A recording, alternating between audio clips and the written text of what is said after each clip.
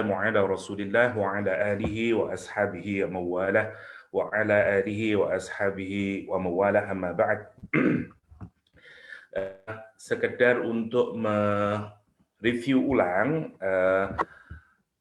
apa karakter yang digambarkan Al-Quran untuk ibunya Nabi Isa alaihissalam, yaitu Maryam. Kita tadi malam menyimpulkan ada 3 hadiah yang diberikan oleh Allah Subhanahu wa Ta'ala, dan 3 hadiah itu diikuti dengan 3 perintah, yakni qunut, sujud, dan rukuk tadi malam ya. Hanya sekedar untuk mengingatkan kembali, kita lihat saya sudah berikan pemetaan gambar sebagaimana tabel, sebagaimana yang terlihat di screen. Misalnya yang pertama, Allah Subhanahu wa Ta'ala memberikan istifa ya, atau pemilihan sebuah hadiah yang sangat mahal, yakni dipilih ibunya Nabi Isa atau Maryam untuk dipilih sebagai perempuan yang beribadah kepada Allah Subhanahu wa Ta'ala, diterima sebagai muharraron, dan dipilih sebagai seorang hamba dengan ketaatan yang sangat baik. Dan pemilihan itu kemudian diwujudkan dalam bentuk qunut. Allah memerintahkan kepada Maryam untuk qunut, uqnuti li rabbik, untuk mudawamah, untuk continue di dalam ketaatan kepada Allah Subhanahu wa Ta'ala, dan ikhlas di dalam ibadah kepada Allah Subhanahu wa Ta'ala. Kalau kita perhatikan, satu hadiah berupa pemilihan ya, Maryam sebagai perempuan yang ahli ibadah, perempuan yang dipilih oleh Allah sebagai simbol dari perempuan ahli ibadah, dipilih oleh Allah sebagai perempuan yang memiliki ketaatan paripurna, dan diperintahkan untuk qunut. Ini kan menarik. Kalau manusia biasa, kalau kita pikirkan, saya katakanlah KH memilih saya sebagai katakanlah the best ustadz misalnya. Tetapi kenyataannya saya tidak the best ustadz. Malas mengajar, sering ngantuk misalnya, dan seterusnya. Maka antara pilihan dengan implementasi tidak sama. Nah, yang menarik kalau kita perhatikan, Allah pertama memilih Maryam dengan istifa al-awwal, ya, pilihan yang pertama, yaitu Allah milih dia sebagai perempuan ahli ibadah, sebagai perempuan dengan ketaatan yang paling paripurna di hadapan Allah Subhanahu wa Ta'ala, ya. Dan kemudian Allah memerintahkan kepada dia untuk qunut. Yang menarik, pilihan Allah itu memang selalu merupakan pilihan yang terbaik, ya. Berbeda dengan pilihan KH tadi. KH memilih saya sebagai ustadz, katakanlah, ternyata saya sebenarnya tidak layak menjadi ustadz, ya, karena beberapa kelemahan yang saya miliki misalnya. Tidak pilihan Allah Subhanahu wa Ta'ala. Apalagi kemarin kita menjelaskan di awal, istifa adalah pemilihan yang murni karena Allah Subhanahu wa Ta'ala, ya, yang tidak dijelaskan, tidak ada di-compare dengan yang lain. Allah memang sengaja memilih Maryam. Yang menarik, pilihan Allah itu ternyata selalu benar adanya. Nah, bukti konkretnya ketika Allah memerintahkan kepada Maryam untuk qunut. Jadi kalau kita lihat, ini menjadi cause and effect dalam konteks kita, ya. Jadi karena Maryam qunut, Maryam dipilih oleh Allah. Jadi hadiah istifa itu diberikan kepada Maryam karena Maryam itu qunut, ya. Lah buktinya apa sekarang qunutnya Maryam itu? Kalau kita lihat apa qunutnya Maryam. Surat At-Tahrim ayat 12 misalnya menggambarkan qunutnya Maryam. Wa Maryam ibnata Imran, dan Maryam putrinya Imran, allati ahsanat farjaha. Yang pertama, kenapa Maryam itu menjadi qunut, ya? Karakter Maryam yang pertama adalah menjaga kehormatannya. Jadi perempuan yang mampu menjaga kehormatannya, dalam pengertian tentu saja tidak hanya guarding her private part, tapi semuanya, mulai dari suaranya, mulai dari behaviornya, bagaimana she interacts misalnya dengan yang lain, itu menunjukkan kehormatan dia sebagai seorang perempuan. Nah, Kita ini kalau mau dipilih oleh Allah, ahsanat farjaha, jagalah kehormatan kita sebagai seorang perempuan, misalnya dalam konteks Maryam ya, mulai semuanya nanti suaranya tidak dimendayu-mendayukan misalnya untuk attracting misalnya opposite gender katakanlah, semuanya mulai dari suara, perilakunya dan semuanya itu digambarkan dengan kalimat ahsanat farjaha. Masya Allah ya, ini sudah merangkum semuanya. Maka seorang perempuan, dan ini menarik, perempuan itu senang untuk diperhatikan. Karena itu dia senang kalau dia berusaha untuk atraktif. Itu yang menarik. Dan begitu atraktif, dia takut ketika ada orang menjadi tertarik. Yang menarik, Maryam itu digambarkan yang pertama, karakter dia adalah ahsanat farjaha. Nah, nanti silakan dikembangkan sendiri apa maksudnya ahsanat farjaha dalam konteks kekinian ya. Yang jelas secara mudah adalah menjaga kehormatannya. Maksudnya tentu saja baik dari seluruhnya ya, baik ucapannya, perilakunya, interaksinya dia dan seterusnya. Yang kedua, shaddaqat bi kalimati rabbiha wa kutubihi. Nah, yang dilakukan Maryam adalah dia shaddaqat. Perhatikan ada tasdid, shaddaqa, artinya dia membenarkan terus-menerus, berkali-kali dia membenarkan. Ya, shadaqa membenarkan, shaddaqa karena dikasih tasdid, maknanya menjadi tikrar. Jadi dia membenarkan, confirms itu berkali-kali untuk menunjukkan continuity dia. Membenarkan apa? Kalimati rabbiha. Kalimat-kalimat Rabb-nya, wa kutubihi, dan kitabnya. Untuk konteks kita adalah dia membenarkan isi dari wahyu Allah, yakni Al-Quranul Karim. Hidupnya dengan Al-Quran, dia membenarkan isinya Al-Quran, berusaha untuk menjalankan apa yang dia fahami dari Al-Quran. Itu yang menjadikan dia menjadi qanitin. Karena sebab dua ini, Allah menyatakan wakanat, dan adalah Maryam itu minal qanitin. Masya Allah. Kalau kita, karena itu dia menjadi qanit. Ini menarik ya. Jadi ini contoh perempuan yang menarik. Diperintah oleh Allah untuk qanut dan dia berhasil. Karena Allah sendiri nanti yang menyatakan sebagai Maryam itu memang qanit. Karena itu wakanat minal qanitin, wakanat minal qanitin. Kita belum tentu misalnya ya. Misalnya kita disuruh oleh Allah untuk ittaqillah, bertakwa kepada Allah. Apa buktinya bahwa kita ini bertakwa? Nggak ada ayat yang turun yang menyatakan wa yahya misalnya minal muttaqin misalnya, nggak ada ayatnya. Masya Allah ya. Maryam ini menarik kalau kita perhatikan.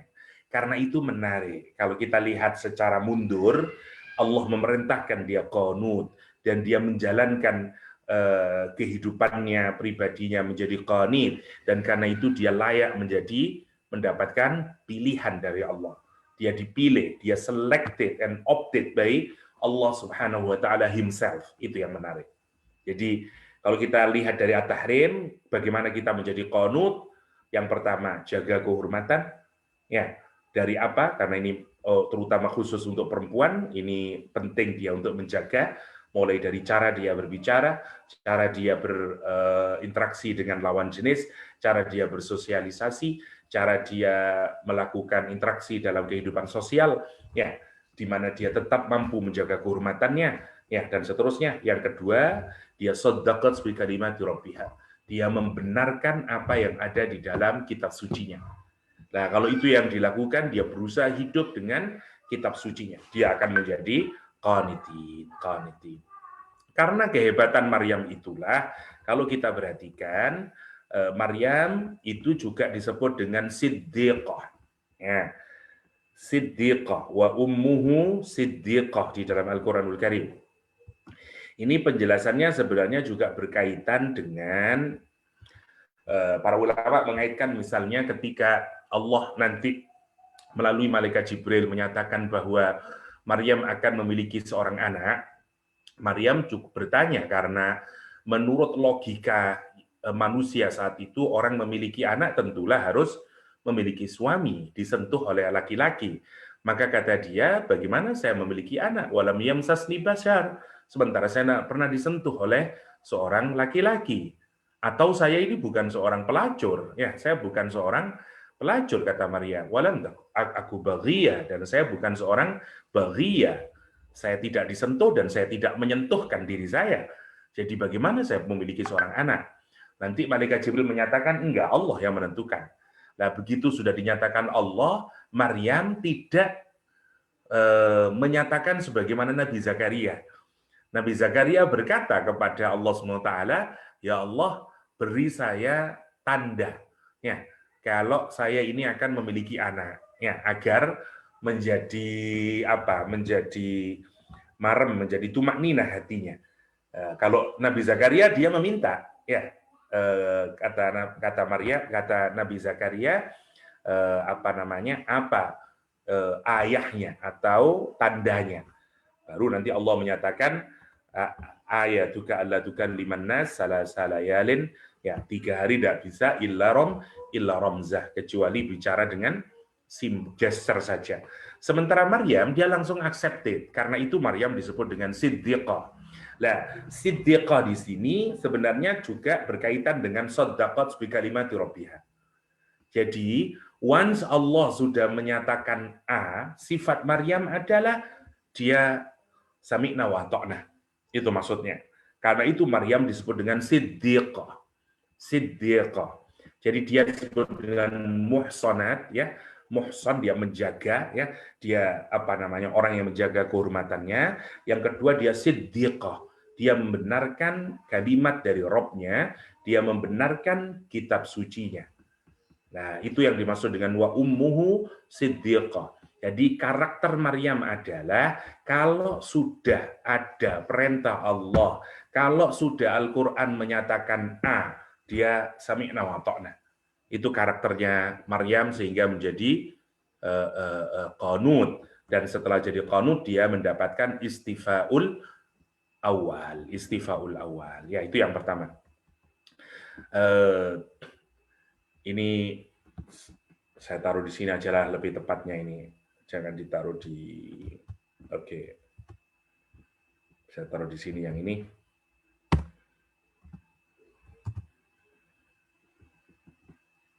Oke, sekarang kita lihat yang kedua. Tadi malam kita yang kedua yang diberikan oleh Allah sebagai hadiah untuk Maryam adalah tohharaki. Allah menjadikan dia sebagai perempuan yang disucikan oleh Allah Subhanahu wa taala, ya. Disucikan oleh Allah Subhanahu wa taala. Wa tahharaki. Naqqaki minal adnas wad dzunub wa sairis sifat as-sayyi'ah. Allah membersihkan, mempurify, ya.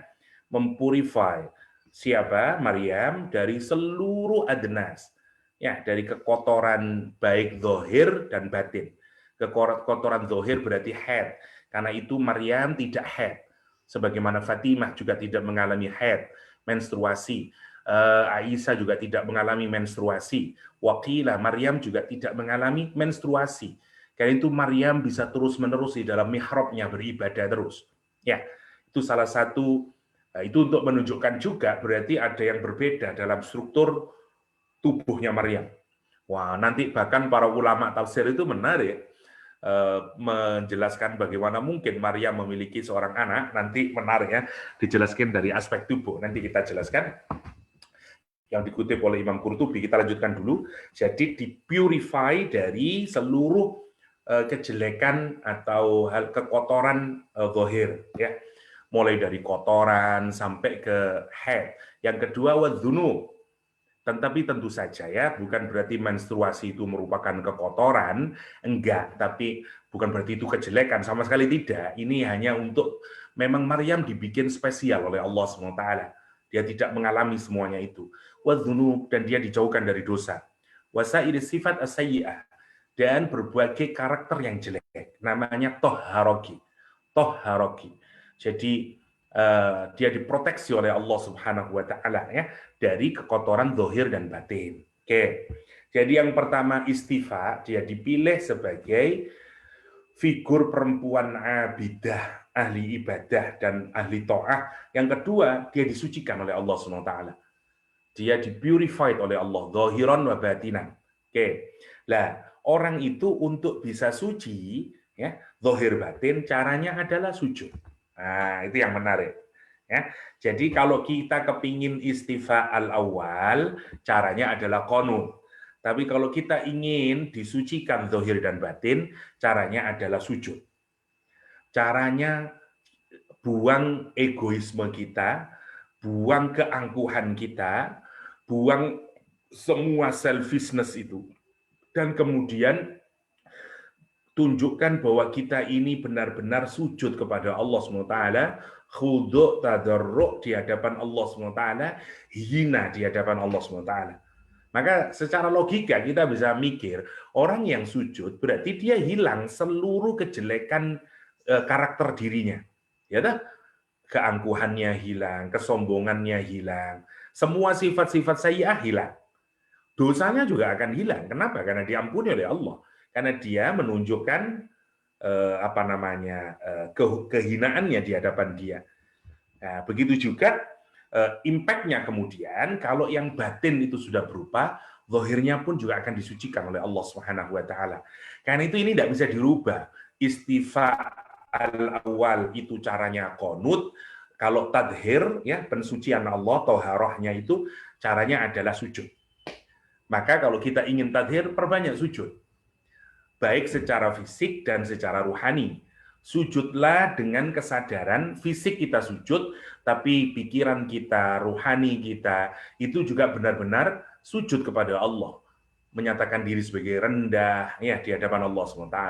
Pada konteks Maryam, kita melihat apa yang dilakukan Maryam dalam menjalankan sujud ini. Lihat Maryam, apa yang dilakukan Maryam. Maryam yang pertama melakukan idintabadzat min ahliha makanan syarqiyah. Dia intabadzat itu dari kata nabi. Ya, jadi kalau orang Arab bikin apa kalau sekarang jus atau seperti wine-nya orang Arab ya, namanya nabi. Jadi dia ada tempat dikasih air, kemudian nanti kurma itu dia lemparkan di situ, dipisahkan dari kurma yang lain, dan kemudian dibiarkan semalaman atau 2 malam, nanti dia akan menjadi sari kurma, namanya nabi. Nanti kalau dibiarkan agak lama sedikit, dia akan jadi khomer. Ya. Sebelum jadi khomer, namanya nabi. Namanya nabi. Oke. Intabadzat itu begitu. Jadi dia memisahkan dirinya. Pada konteks kita namanya kholwah atau i'tikaf kalau kita. Jadi lihat yang dilakukan Maryam itu adalah dia mengambil tempat waktu khusus untuk dengan Allahnya, untuk dengan Allah yang dia memisahkan dirinya dari keluarganya dan seterusnya. Itu maksudnya. Jadi untuk konteks kita, maksudnya kalau untuk Maryam, memang dia kemudian memisahkan dirinya dari keluarganya. Dia tinggal di satu tempat, namanya mihrab tadi itu, di arah timur, ya syarqiyah. Ya. Tapi konteks kita adalah, kalau kita ingin niru Maryam adalah, kita harus punya waktu khusus untuk Allah SWT. Ya, malam hari, sepertiga malam terakhir, dan seterusnya. Ya, itu waktu kita, misalnya itu kita sebut dengan me time. Me time kita dengan Allah Subhanahu wa taala. Kalau kita ingin menjadi watahharaki, harus ada kita itu. Tidak ada lah, semua orang mencintai Allah Subhanahu wa taala, mesti dia punya waktu sendiri. Ya, Imam Hanafi sejak habis Isya sampai subuh dia tidak mau menerima tamu.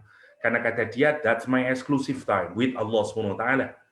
Imam Syafi'i sama, dia sepertiga malam. Karena malamnya dibagi menjadi 3, sepertiga untuk menulis, sepertiga untuk tidur, sepertiga untuk bermunajat dengan Allah Subhanahu wa taala. Itu semuanya yang akan melahirkan watahharoki. Watahharoki. Pertanyaannya untuk kita, berapa yang kita sediakan waktu kita untuk bermunajat kepada Allah, untuk sujud kepada Allah Subhanahu wa taala. Ini tentu saja di luar sholat 5 waktu. Yang benar-benar kita menunjukkan our humility, ya, humiliation di hadapan Allah Subhanahu wa taala. Itu yang harus kita miliki kalau kita ingin tadhir. Nanti kita akan merasa kita pelan-pelan akan dijauhkan oleh Allah dari semua karakter yang jelek, dari dosa dan seterusnya. Jadi sujud. sujud, perbanyak sujud, ya, baik dalam nawafil dan seterusnya. Dan terutama itu caranya adalah sediakan waktu untuk Allah Subhanahu wa taala. Baca Quran, ya, dalami katanya saat kita sendirian, khalian, ya, dengan Allah Subhanahu wa taala. Kalau Maryam idzin tabadat min ahliha makanan syarqiyya. Dan apa kemudian yang dilakukan? Fattakhadat min dunihim hijaban. Bahkan digaji hijab, ya, untuk menunjukkan apa? Eksklusivitinya tadi. Masya Allah. Baru nanti setelah semuanya, baru nanti malaikat Jibrilnya datang. Ya, kita tidak sedang menjelaskan surat Maryam, tapi nanti baru setelah lama beribadah layak, kemudian baru fa'arsalna ilaiha ruhana. Maka kemudian Jibril diutus oleh Allah SWT, fatamatsala laha basharan sawiya. Maka Jibril mendatangi Maryam dengan menyerupakan diri sebagai seorang laki-laki yang sangat tampan. Qalat, Maryam kemudian menyatakan, inni a'udzu birrahmani minka in kunta taqiyya. Ini namanya contoh konkret dari tadi. Apa? Ahsanat farjaha, menjaga kehormatan. Ini contohnya. Lihat Maryam itu, begitu dia mendapati seorang laki-laki yang sangat tampan, kalimatnya menarik, basyaron sawiya. Sawiya itu symmetrical, sawa, even artinya. Ya, sempurna semua. Jadi kalau membayangkan seorang laki-laki yang semua proporsional, ya, itu namanya sawiya. Jadi wow, mungkin six pack lah atau apalah. Jadi gambaran dari seorang laki-laki yang secara physically amazing. Nah, itu namanya basyaron sawiyah. Ini yang menarik, seorang perempuan pada usia yang memang sebenarnya tertarik kepada seorang laki-laki, menarik. Begitu dia didatangi laki-laki, lihat kalimatnya Maryam. Inni a'udzu birrahman. Sesungguhnya aku berlindung kepada Allah yang Maha Penyayang, minka darimu, in kunta taqiyya, jika engkau adalah orang yang takut pada Allah. Ya, Masya Allah. Ini gambaran dari orang yang apa? Tadi, ahsanat farjaha tadi. Ya, nah, itu gambaran yang kita dapatkan di dalam surah Maryam. Nah, jadi apa maksudnya? Sujud. Jadi kalau kita ingin mendapatkan hadiah yang kedua, yaitu ditadhir oleh Allah, disucikan dari danas, ya, disucikan dari semua kotoran zahir dan batin, caranya adalah sujud. Gimana caranya? Kita harus punya spesial atau apa namanya waktu khusus, ya, timing yang khusus dengan Allah Subhanahu wa taala. Me time kita dengan Allah. Harus ada lah kalau kita memang menghendaki sesuatu yang jauh dari kebanyakan orang. Kalau hanya sekadar sholat 5 waktu, semua orang juga melakukan. Tentu kita tidak akan dipilih. Kalau kita ingin mendapatkan sesuatu yang berbeda dengan yang lain, tentu harus sebagaimana Maryam idzin tabadat min ahliha. Oke, terakhir. Terakhir namanya istifa yang kedua. Yang nanti bisa paling top ini karena kemudian Maryam bisa mengalahkan seluruh wanita di seluruh dunia. Wastafaki ala nisa'il alamin. Dan ini tidak bisa dikalahkan dengan yang lain sudah. Wastafaki, kalau yang tadi, yang nomor 1 dan 2, itu masih bisa diberikan Allah kepada selain Maryam pada zamannya. Ya, Allah masih bisa wastofa istifa yang pertama, Allah masih bisa tadhir yang kedua. Tapi untuk yang ketiga ini hanya untuk Maryam, satu saja di dunia saat itu. Karena itu tidak bisa ditiru lagi untuk yang ketiga ini. Nah, hari ini kita bisa menentu karena kita sudah ada hidup di zamannya Maryam.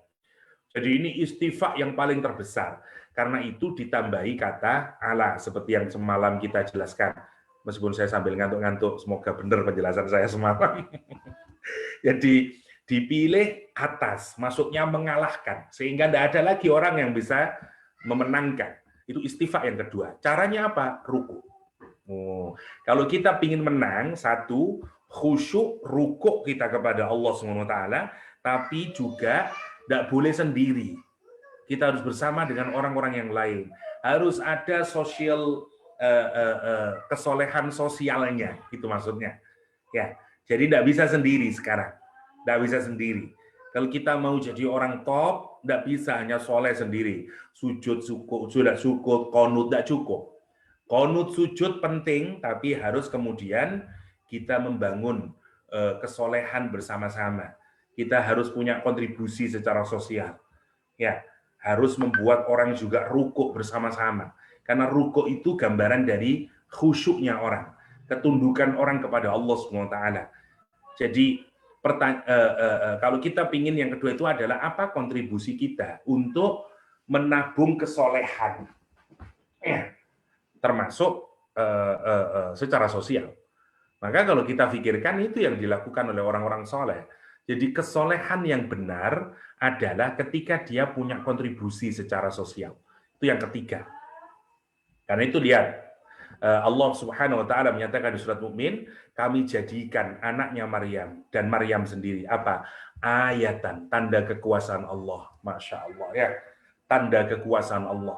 Kenapa? Karena itu orang kemudian bisa mengikutinya. Jadi kita ini akan jadi orang yang baik kapan? Kalau kita sudah jadi teladan, jadi uswah, orang akan mengikuti jejak kita. Ya, kita ini menjadi soleh secara sosial, kita menjadi teladan buat orang lain, jadi role model buat orang lain, dan kita juga mendorong bagi munculnya kesolehan, social piety. Ya, itu yang harus kita dorong kalau kita ingin menjadi wastofaki ala nisa'il alamin. Karena itu berhasil semuanya Maryam. Maryam disuruh konut, dia menjadi qanitin. Maryam dulu sujud, dia sudah intabadat min, ya Masya Allah. Dia sekarang disuruh kok, biar dia akan menjadi orang yang terbaik ya di seluruh dunia. Dan benar Maryam. Maryam bahkan disebut dengan ayah, bayangkan ya. Sebagai tanda, Masya Allah. Ini simbol kesolehan sudah.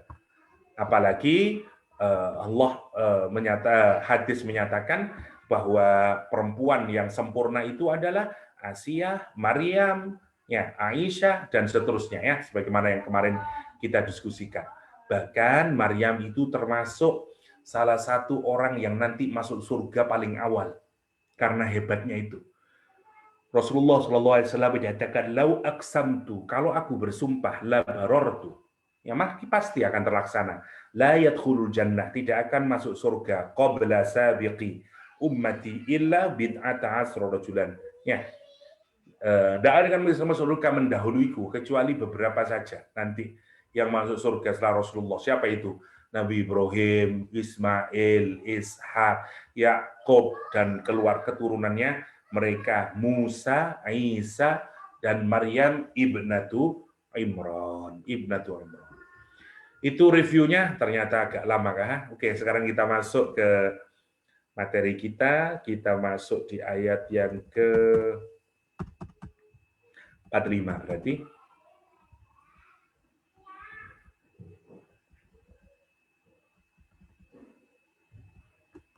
Oke. Bismillahirrahmanirrahim. Idh qalatil malaikatu ya Maryamu innallaha yubashiruki bikalimatin minhu ismuhul masihu Isa ibnu Maryam wajihan fid dunya wal akhirah wa minal muqarrabin. Wah, sekarang ketambahan lagi ya. Idh qalat. Idhnya tentu saja dikaitkan dengan yang sebelumnya ya. Ingatlah ya, qalat malaikah. Qalat al-malaikah, berkata malaikat. Saya tidak menjelaskan lagi, semalam sudah kita bahas ya, meskipun di sini adalah malaikat Jibril ya, tapi menggunakan bentuk plural malaika. Alasannya sebagaimana yang kita jelaskan tadi malam. Idz qalatil malaikah ya Maryam, hei Maryam, innallaha, sesungguhnya Allah, yubashiruki, ya, memberikan kabar gembira kepadamu, bi kalimatin, dengan kalimat, minhu, darinya, ismuhu, ya, namanya, Al-Masih, yaitu Al-Masih Isa ibnu Maryam, anaknya Maryam. Oke. Sekarang kita melihat dulu, ini adalah kisah tentang kelahiran Nabi Isa alaihissalam. Di surah Maryam dijelaskan secara detail bagaimana prosesnya, ya. Tetapi di ayat ini tidak dijelaskan, ya. ada beberapa makna nanti dari kata Al-Masih dengan Isa dan seterusnya. Kita lihat dulu, kita gunain tafsir Qurtubi untuk menjelaskan ya. Oke. Yang pertama bikalimatin. Kita lihat dulu id. Idnya tentu saja dikaitkan dengan id yahtasimun yang kemarin ya, atau wama kunta ladaihim. Oke, kita skip saja sudah. Ketika Allah malaikat memanggil Maryam, "Hei Maryam, sesungguhnya Allah memberikan kabar gembira kepadamu. Yubashiruki." Jadi ini adalah kabar gembira. Ini juga yang harus kita renungkan. Kalau kita ini memiliki anak, itu adalah kegembiraan. Ini menarik. Sekarang ada banyak orang yang kalau kemudian ketahuan hamil menjadi tidak gembira. Ya. Kecuali orang yang baru menikah. Nanti kalau sudah banyak menikah, kalau sudah lama menikah, menarik. Banyak reaksi orang memiliki anak itu ternyata tidak semua bahagia. Ada yang, aduh, kenapa kok memiliki anak lagi? Karena kata dia, aduh baru saja selesai 2 tahun yang lalu, sekarang harus susah lagi, punya bayi lagi. Yang pertama. Ada yang tidak di planning, tapi dia planningnya 3 tahun lagi, ternyata sekarang. Sehingga kehilangan makna glad tiding tadi, yubashiruki. Yubashiruki. Ya, ini yang menarik. Jadi, Quran mengajarkan kepada kita secara implisit bahwa kalau seorang itu dianugerahi seorang anak, itu adalah bagian dari bisyarah, bagian dari kebahagiaan yang mesti dari Allah SWT. Karena itu mestinya harus kita sambut dengan kegembiraan. Karena kalimatnya itu yubashiruki. Allah memberikan kabar gembira. Ya, kabar gembira. Ya, namanya yubashiruki. Yang pertama. Ini mental kita harus dirubah. Ya, karena sekali lagi kita dalam hal ini memang juga harus bersikap bahwa anak adalah bagian dari karunia Allah Subhanahu wa taala. Kadang-kadang memang kita berpikir logis ya tentang bagaimana nanti biaya hidup, bagaimana nanti kesusahannya, ini sudah tidak ada lagi bibi di rumah dan segala macam. Itu yang membuat kita kemudian kehilangan rasa syukur kepada Allah Subhanahu wa taala. Nah, kita harus merubah mindset itu. Pokoknya kalau kita memiliki anak, gembiralah. Kan itu bagian dari karunia Allah Subhanahu wa taala. Tidak punya adab sebenarnya kita ini. Kurang etis lah di hadapan Allah. Allah memberikan sesuatu nikmat, kita justru tidak menunjukkan kegembiraan, ya, tidak menunjukkan rasa gratitude, tidak expressing our gratitude kepada Allah SWT. Itu yang tidak tepat, ya, yang pertama. Yang kedua, bikalimatin. Ini yang menarik karena untuk kalimat ini maksudnya kalimat Allah Subhanahu wa taala. Jadi gini ya. Jadi ini yang berbeda dengan bayi-bayi yang lain. Kalau Allah memberikan hadiah berupa anak melalui pernikahan itu tidak menggunakan kata kalimat. Kalimat ini secara khusus karena Allah menjadikan Isa itu melalui kalimat. Ya, kalimat itu seperti kayak ketentuannya Allah, seperti logika kita seperti karena gini ya, di alam amr ya, misalnya di surat Yasin ya, innama yuridullah, misalnya innama amruhu idza arada syai'an ayyakula lahu kun fayakun ya. Allah itu di alam amar kalau menghendaki sesuatu, sekali lagi ya, Allah itu tidak terikat dengan waktu. Sekali lagi, kalau di alam amr, maka caranya adalah Allah tinggal bilang kun fayakun. Ayyakula idza arada, apabila Allah menghendaki, ya kalimatnya ya, idza arada Allah ayyakula lahu kun fayakun. Jadi kalau Allah itu punya iradah, punya kehendak, maka tinggal kun fayakun. Nah, Allah tinggal berkata fayakun. Ini yang disebut dengan kalimah. Jadi kalimat itu ya kita tidak tahu hakikatnya ya. Jadi tinggal menyatakan kalimat kun fayakun. Nah sama, Nabi Isa itu di dalam Al-Quran digambarkan di kalimatin minhu. Dengan kalimat minhu dari Allah SWT. Memang Allah menghendaki, oke, Maryam kamu hamil. Langsung hamil, itu maksudnya bi kalimatin. Ya, Karena itu bagian dari ketentuan Allah atau kehendaknya Allah Subhanahu wa taala. Tapi sekali lagi dia tidak berkait dengan Allah dalam pengertian teologi Nasrani. Karena itu ada kalimat bukan kalimatullah, kalimatim minallah. Ada minhunya. Jadi kalau kita urutkan di sini menjadi apa? Menjadi kalimatin minallah. Kalimatum minallah katakanlah. Kalimat minallah. Min Allah. Jadi kalimat dari Allah SWT. Jadi dia tetap makhluk, bukan seperti dalam konsepsi teologi Nasrani yang one being in three person, yang dikenal dengan Trinity, ya, bukan itu maksudnya. Karena ada kalimat minallah. Benar memang dia tidak seperti manusia biasa, tapi dia berasal dari kalimatim minhu. Kalimatim minhu. Jadi terserah Allah menjadikan apapun saja itu, mau di dalam proses, mau itu semuanya Allah yang bikin semuanya.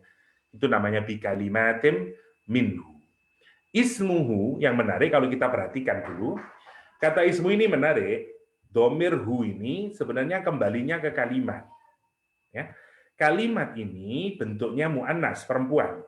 Mestinya ismuha, ya, karena kalimat itu yang merujuk kepada Nabi Isa alaihissalam nanti itu mestinya ismuha, tapi karena kata ganti hu-nya ini ke kalimat.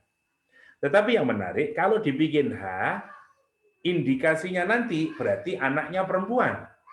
Ya, karena itu Allah menarik di dalam Al-Qur'an. Meskipun ini rujukannya ke kalimat, tapi tidak mengikuti grammar standar.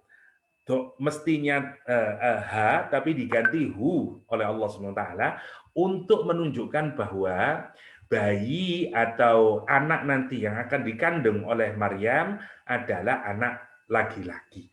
Karena itu menggunakan dhamir mudzakkar yaitu ismuhu bukan ismuha. Itu maksudnya. Itu uniknya Al-Qur'an Karim, ya. Siapa namanya? Al-Masih Isa. Oke, mari kita lihat Al-Masih Isa. Oke. Kata Al-Masih ini ada banyak, ya. Ini masih menjadi laqab, menjadi panggilannya Isa alaihissalam. Makna yang pertama adalah As-Siddiq. As-Siddiq. Jadi apa arti dari Al-Masih? Yang pertama adalah As-Siddiq menurut pendapat Ibrahim An-Nakhai, yaitu orang yang dipercaya, orang yang jujur sehingga trustworthy. Ya, namanya As-Siddiq. Ya, As-Siddiq, orang yang mempercayai, ya, orang yang dipercayai, As-Siddiq, orang yang terus-menerus perkataannya benar sehingga kemudian orang menjadi percaya kepada orang tersebut. Namanya As-Siddiq. As-Siddiq. Ada juga yang menyatakan dia sebenarnya bukan berasal dari bahasa Arab, tapi mu'arrab, ya, yang menyatakan bahwa Al-Masih itu adalah ad-dirham al-atlas, ya, satu mata uang yang tidak diukir, ya, mata uang dirham zaman dahulu, ya. Ada juga yang menyatakan nanti yang kedua maknanya kita ingatin dulu, ya. Yang kedua, yang pertama adalah As-Siddiq. As-Siddiq. Yang kedua maknanya tampan, sempurna secara fisik, ya, karena lawan dari kata amsah, ya, lawan dari kata sebentar mana tadi? Oke, udah kita skip saja. Yang kedua maknanya adalah masahal ard, artinya orang yang banyak melakukan perjalanan di muka bumi. Karena Nabi Isa itu digambarkan tidak pernah diam. Ya, dia terus traveling, ya, melakukan dakwah. Karena itu disebut dengan Al-Masih. Karena dari kalimat masahal ard, ya, orang yang melakukan traveling. Ya, jadi namanya masal ard. Satu maknanya As-Siddiq, yang kedua masahal ard, ya. Orang yang tidak pernah aidzahaba fiha falam yastakinna. Ya, jadi berpergian terus, tidak pernah diam. Ya, itu yang pertama. Yang kedua, yang ketiga sekarang, karena Nabi Isa itu adalah setiap dia mengusap, seseorang yang sakit, maka orang itu menjadi sembuh. Ya, la yamsah dza ahadin illa bari'a. Karena itu kemudian disebut dengan masihan. Karena Nabi Isa sering ngobatin orang yang sakit dengan cara mengusap. Ya. Jadi al-masih adalah orang yang mengusap. Jadi masih tapi bimakna fa'il, bimakna masih, orang yang mengusap. Ya. Jadi fa'ilun bimakna fa'il. Itu maksudnya. Jadi itu makna yang ketiga ya. Satu maknanya as-siddiq, dua masahal ard, yang ketiga adalah mengusap ya. Tapi kemudian melahirkan kesembuhan. Karena itu disebut dengan al-masih, al-masih. Ada juga dia orang yang disentuh dengan keberkahan. Ya, jadi disebut masih maksudnya menjadi mamsuh ya. Jadi karena dia adalah seorang nabi yang disentuh dengan keberkahan. Ada juga yang disentuh dengan ilmu ya. Disentuh dengan thayyibur raihah. Kanatil anbiya tamsahu bihi thayyibur raihah, atau disentuh dengan dikasih ilmu oleh Allah SWT sehingga dia menjadi seorang nabi. Itu yang keempat. Ada sekian banyak perbedaan para ulama terhadap nama makna dari kata al-masih, al-masih. Atau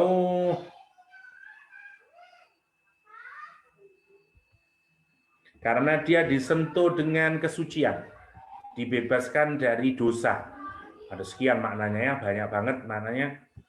Ada juga yang mengartikan al-masih lawan dari kata al-masih pakai kha. Ya, kalau al-masih dikaitkan kepada siapa? Dajjal, ya, Dajjal. Jadi lawannya ya, kalau masaha itu al-masih orang yang baik, apa namanya, fisiknya penuh keberkahan, ya, namanya masahahu. Tapi kalau pakai kha artinya menjadi orang yang buruk rupa dan dilaknat. Ya, dilaknat. Sementara masih adalah orang yang cantik rupa dan penuh keberkahan. Ya. Oke. Dajjal misalnya disebut dengan al-masih karena mata yang satu diusap sehingga kemudian matanya tinggal satu, namanya al-a'war. Al-a'war. Ada juga yang menyebut kenapa disebut dengan masih, al-masih karena sebentar.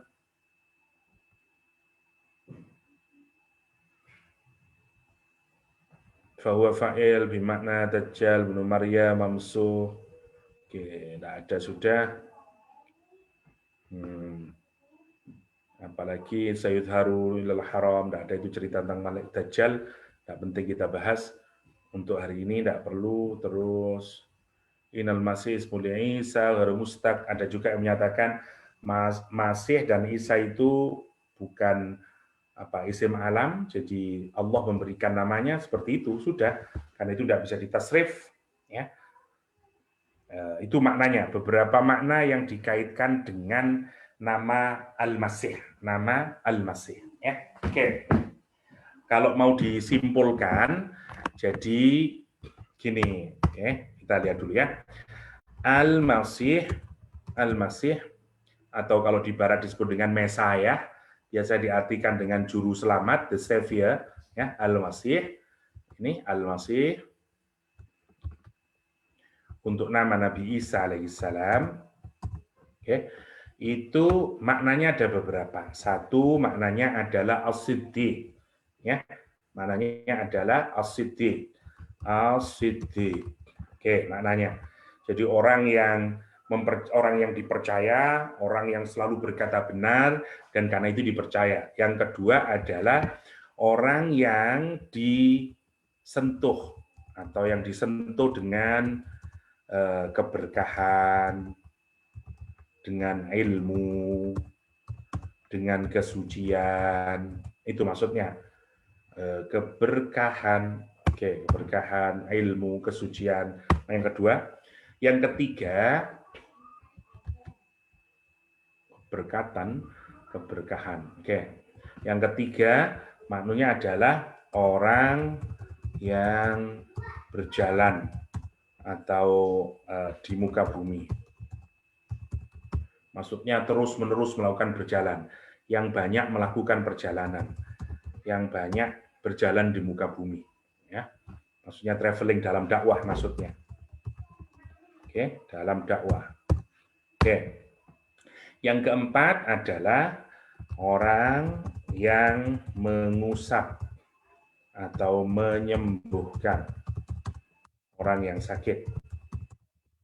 Nabi Musa, karena itu dia diusap, ya, mengusap dia. Oke, ini juga sama, disentuh maksudnya diusap. Oke, dengan kebaikan. Itu beberapa makna dari kata al-masih, ya, al-masih. Jadi as-siddiq disentuh dengan keberkahan, orang yang banyak berjalan di muka bumi, orang yang mengusap atau menyembuhkan orang yang sakit, ya. Karena itu disebut dengan fasih. Kalau ini, jadi kalau yang diberkahi berarti al-masih itu artinya mamsuh, disentuh atau diusap. Sementara kalau yang mengusap orang yang sakit, maknanya isim fa'il, menjadi apa namanya, orang yang mengusap jadinya. Ya, itu beberapa makna untuk al-masih. Al-masih. Lah, dalam agama kita, jadi ada konsep kalau dalam Kristen namanya Christ, ya, Jesus Christ. Lawannya disebut dengan anti-Christ. Jadi anti-Christ. Ini dalam Islam disebut dengan Isa, ya. Lawannya adalah Dajjal. Oke. Nah, yang menarik, Isa itu kalau kita perhatikan dalam agama, Isa itu simbolnya Nabi Isa alaihissalam al-Masih pakai ha, sementara Dajjal pakai kho, al-Masih pakai kho. Jadi yang kalau Nabi Isa itu pakai ha, al-Masih, ya seperti ini tadi, ya pakai ha. Oke, sementara untuk Dajjal itu pakai kho, pakai kho. Jadi ada makna lain lagi saya lupa ya. Yang kelima adalah orang yang cantik, rupawan, dan penuh keberkahan. Itu maknanya. Jadi kalau Al-Masih, karena itu dia sebagai anti-Christ, mirip seperti Nabi Isa, mendeklar bahkan seakan-akan seperti Nabi Isa, tapi sebenarnya dia penipu. Nah, penipuannya itu sejak dari namanya. Bunyinya saja hampir mirip. Karena itu kalau kita doa tasyahud akhir, biasanya ditambahi dengan doa perlindungan, ya. Allahumma inni a'udzubika min adzabil qabri, min adzabin nar, wa min fitnatil masiihid dajjal. Ya. Masih pakai kha, al-masiihid dajjal. Ya muqallibal qulub, tsabbit qalbi ala dinik. Nah, namanya aja sudah menipu. Kalau Nabi Isa al-Masih, dia al-Masih pakai kha. Ya. Nah, Dajjal itu disebut Masih karena satu, matanya diusap sehingga hilang matanya satu. Karena itu dia bermata satu kemudian. Bermata satu. Dalam bahasa Arab disebut dengan al-a'war istilahnya. Al-a'war. Matanya satu. Ya. Yang kedua, maknanya al-Masih ad-Dajjal itu maksudnya ya buruk rupa, ya, saat makna yang lainnya orang yang buruk rupa, ya, buruk rupa dan tidak berkah. Karena yang kedua untuk al-Masih Dajjal, ya, al-Masih Dajjal, itu maknanya matanya diusap sehingga menjadi satu, buruk rupa dan tidak berkah. Makna yang baik dari Al-Masih Dajjal adalah dia juga akan banyak melakukan perjalanan di muka bumi. Karena semua daerah akan dilalui oleh Dajjal kecuali dua saja, tanah haram saja, Mekah Madinah. Karena yang lain semuanya akan didatangi oleh Dajjal. Ya, kecuali tanah haram dan Mekah Madinah itu yang disebut dengan tanah haram. Karena itu disebut dengan Dajjal.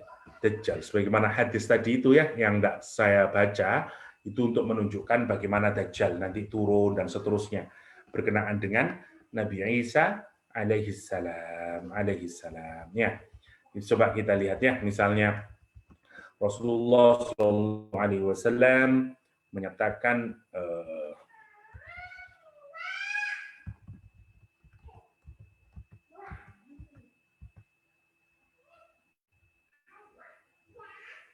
misalnya di sini, ini misalnya laisa min baladin, tidak ada satu negeri illa sayata'uhu dajjal, kecuali Dajjal pasti akan mendatanginya, melewatinya.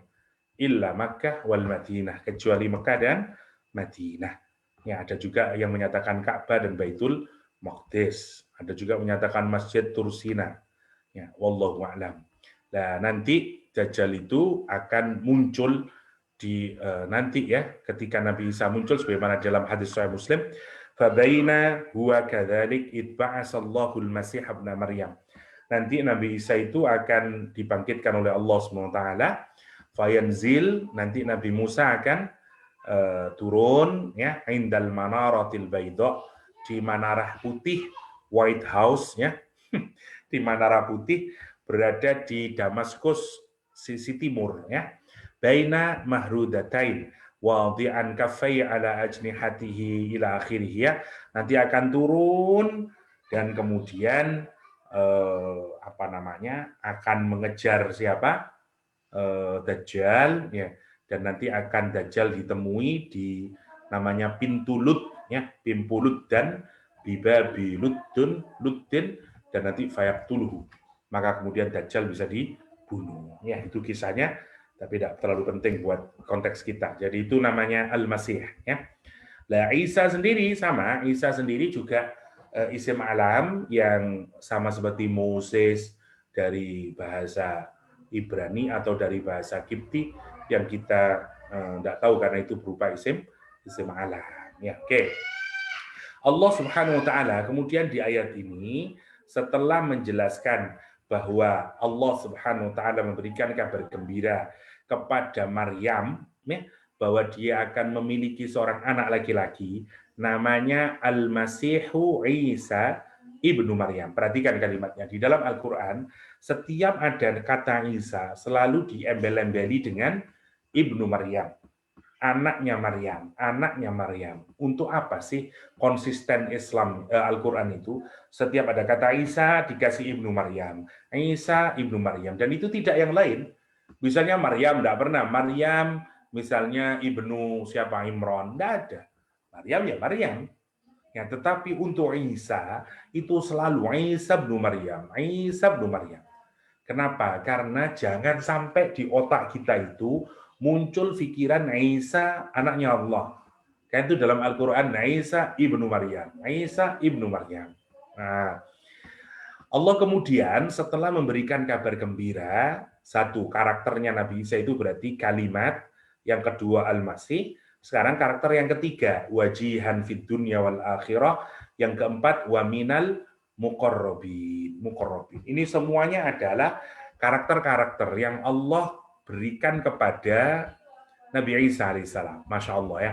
Ibunya sudah sedemikian dahsyatnya tadi ya, digambarkan qunut, sujud, ruku, siddiqah, dan seterusnya.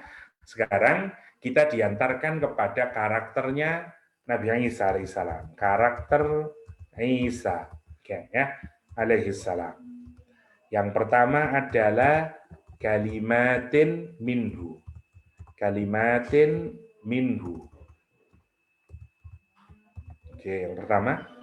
Yang kedua adalah Al-Masih. Oke.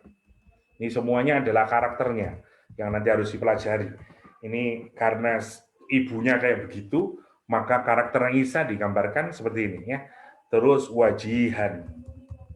Wajihan fid dunya wal akhirah ya. Fid dunya wal akhirah. Masya Allah ya. Ini karakternya. Oke. Terus yang keempat muqarrabin. Oke, itu karakter Isa. masih kita sampai di karakter ke masih 4 ini ya yang kita pelajari.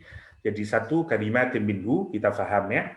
Jadi Allah secara khusus menjadikan Nabi Isa berbeda dengan yang lain ya. Tapi kalimat minhu. Sebagian tafsir menuturkan bagaimana prosesnya. Ada yang menyatakan Nabi Malaikat Jibril itu meniup dari kantong bajunya Maryam. Ada juga menyatakan Malaikat Jibril meniup dari celah lengan bajunya Maryam. Wallahu a'lam. Ada juga yang menyatakan logikanya begini, seorang bayi itu semuanya makhluknya Allah itu semua manusia itu semuanya dianggap sebagai Bani Adam, anak cucunya Adam. Nah, kalau Maryam itu, kalau nanti Nabi Isa itu atau Maryam itu dianggap sebagai anak cucunya Adam, ya, terus bagaimana menjelaskan posisinya Isa alaihissalam? Karena itu sebagian menggunakan logika begini. Jadi setiap manusia itu sebenarnya juga memiliki dibekali dengan apa yang dimiliki oleh Nabi Adam dan Ibu Hawa. Kalau perempuan dia punya ovum sebagaimana Ibu Hawa, kalau laki-laki dia punya sperma sebagaimana Nabi Adam. Lah, katanya sebagian mufassir menyatakan Maryam itu memiliki dua-duanya. Jadi dari tubuhnya itu nanti dia di dalam rahimnya itu nanti dia bisa wallahu alam. Ini kita tidak tahu logikanya kayak apa, tapi di dalam tafsir dijelaskan. Jadi Maryam itu nanti bisa di dalam rahimnya itu Allah ketemukan antara sperm dan ovum. Sekali lagi ini juga penjelasan yang agak susah kita terima ya. Sekali lagi karena berusaha melogikakan apa yang disebut dengan kalimatim minhu. Nah, mana yang paling aman dari berbagai penafsiran para ulama itu ya sudahlah. Ini semuanya di luar kemampuan makhluk. Sudah pokoknya Maria Isa jadinya adalah kalimatin minhu. Karena Allah kalau menghendaki sesuatu terjadi ya terjadi saja. Itu namanya kalimatin minhu. Seperti kalau kita mikir tentang semua lah, lalu kita ini asal usul alam semesta aja kita nggak tahu, apalagi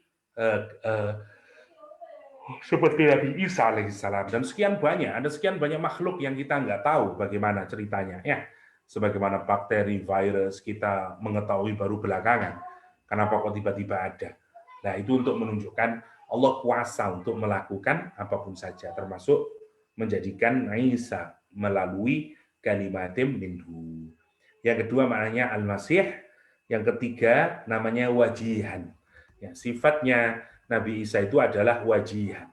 Wajihan artinya syarifan zajahin wa qadrin. Ya, dari kata wajah, dia akan menjadi orang yang terhormat, menjadi orang yang terkenal, ya, menjadi orang yang diagungkan, ya, yang memiliki kehormatan dajatin wa qadrin, ya, memiliki kehormatan ketinggian, memiliki kadar dan jah, memiliki kehormatan. Wantasub 'alal halqa lahul akhfas. Jadi nanti Nabi Isa akan menjadi orang yang sangat mulia dan terhormat.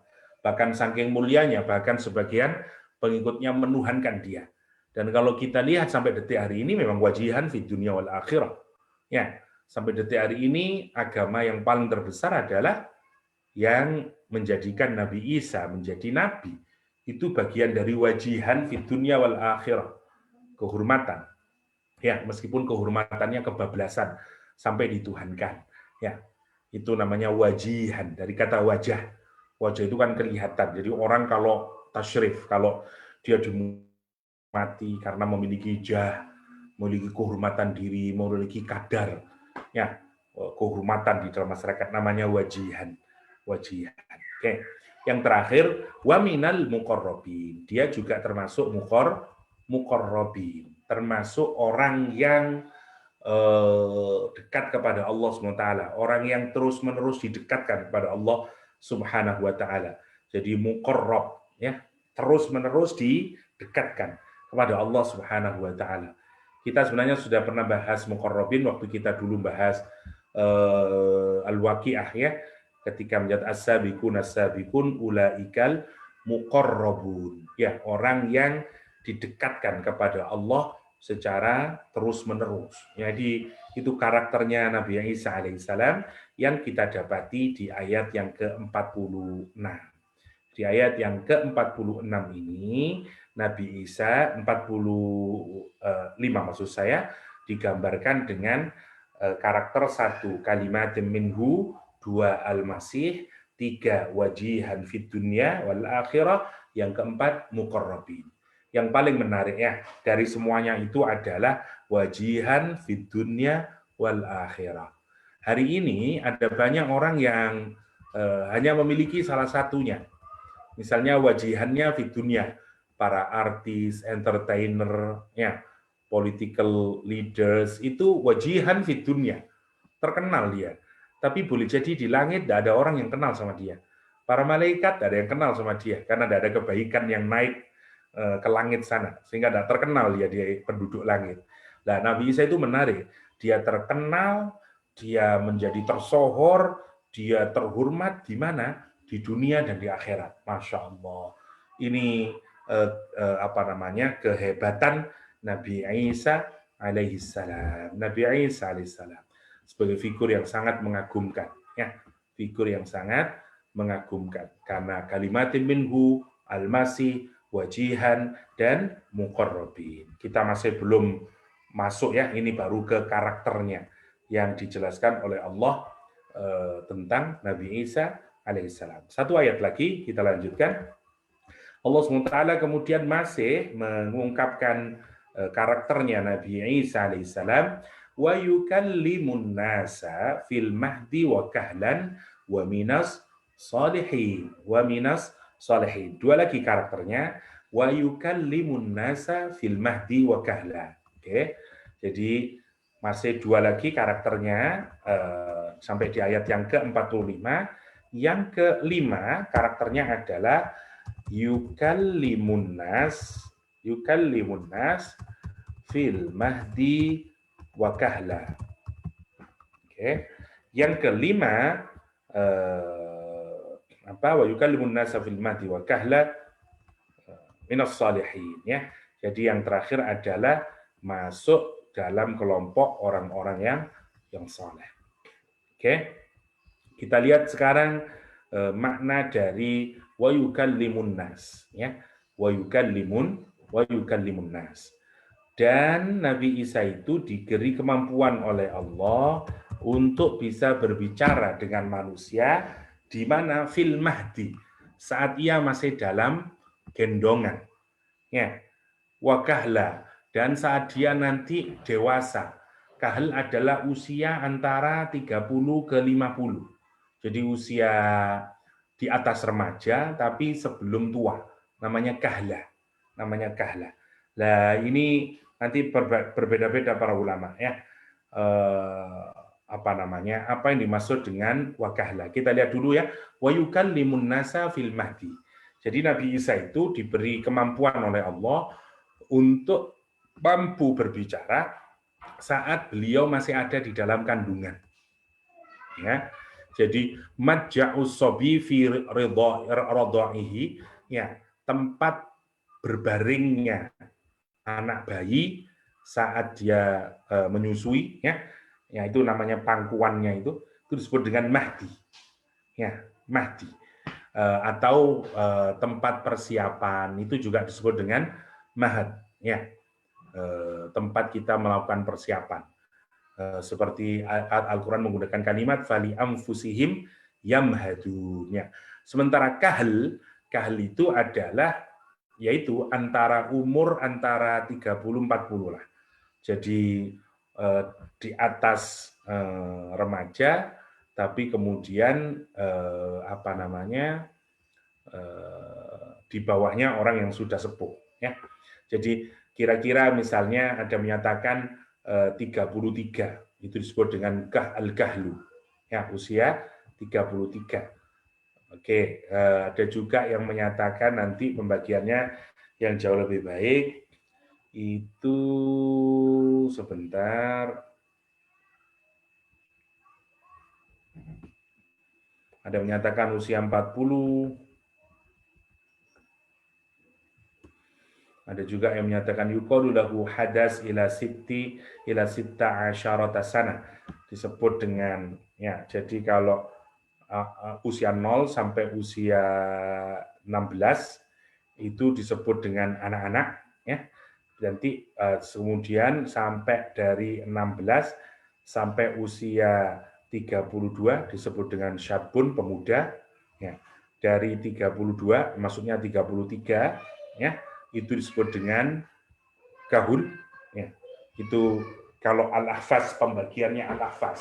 Usia manusia itu dibedain dari situ. Jadi usia kira-kira 30-an lah, 30 sampai ke 50. Jadi tengah-tengahnya kira-kira 33 tahun itu namanya al-kahlu ya.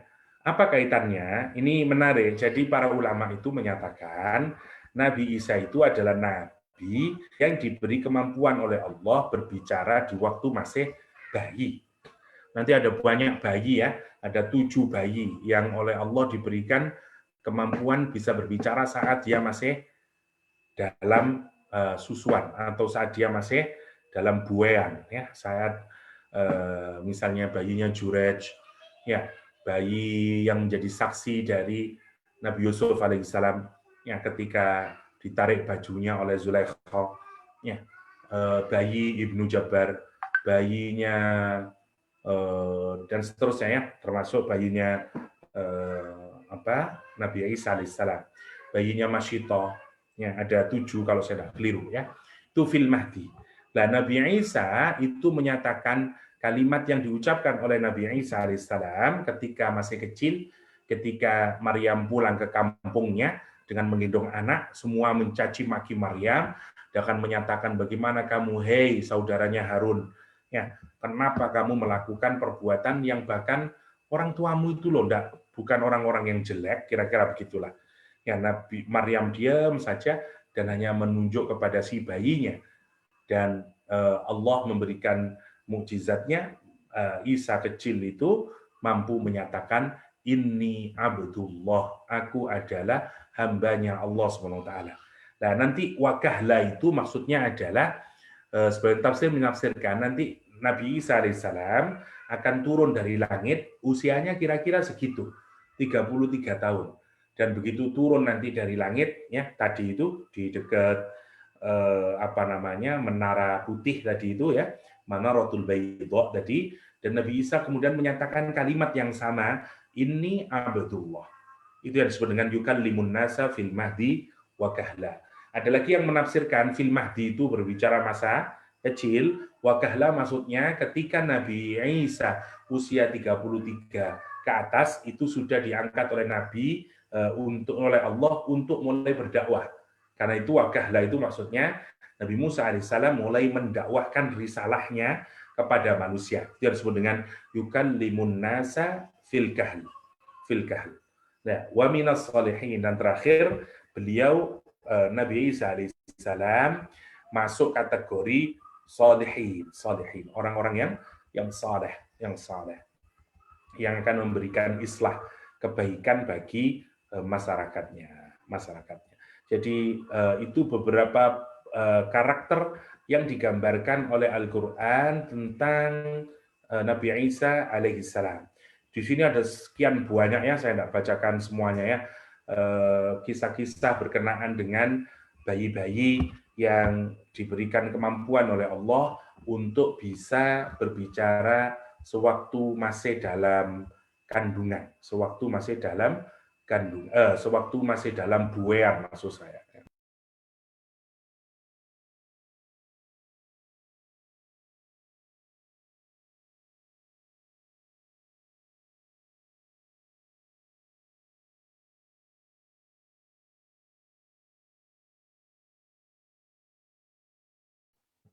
Apa dah jadi? Doktor Putus. Doktor putus keluar. Doktor jadi chill semua.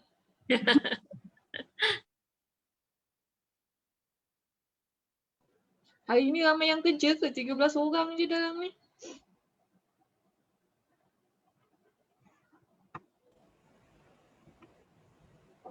Tak apa Zat, yang penting ada orang yang menemankan doktor. Ada kat FB kot. Sebab kalau doktor cakap seorang-seorang tak terbuat dia. Jadi bila ada orang yang mendengar tu dia bersemangat. Ada communication lah. Biasa ramai Dr. Muhammad tu yang macam tertanya.